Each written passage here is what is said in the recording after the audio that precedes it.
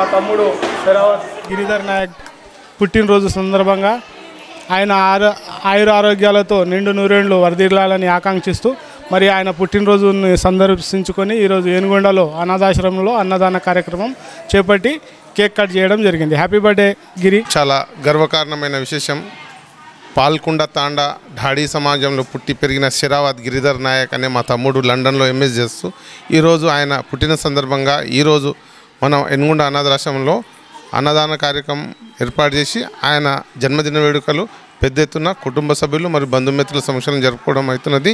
Wish you happy birthday to you Giridhar Nayak తమ్ముడు. God bless you.